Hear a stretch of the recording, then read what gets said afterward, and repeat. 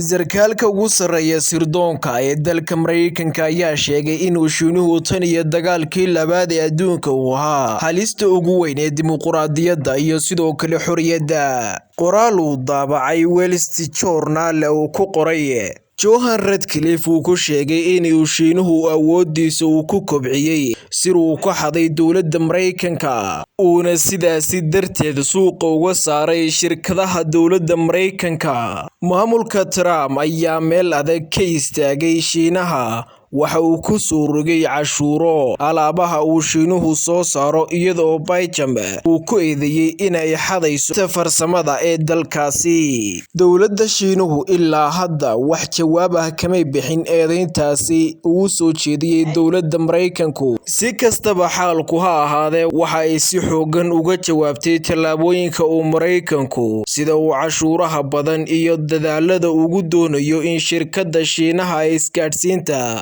Huawei laga saaro suuqa Mareykanka. Beijing waxa ay isu diyaarinaysaa in ay Mareykanka dagaal kala hortagto waxayna doonaysaa in ay dunida maamusho dhaqaale ahaan, military ahaan iyo tiknoolaji ahaanba ayaa uu ka digay Mr. Ratcliffe. Isku soo wada duubo waxaa marba marka ka dambeysa soo badanaysa eedeymaha uu soo jeedinayo dowladda Mareykanka dalka Shiinaha waxaana cirkaas ku sii shareeray khilaafka u dhaxeeya Shiinaha iyo Mareykanka ee ku aadan xagga horumarka tiknoolajiyadda.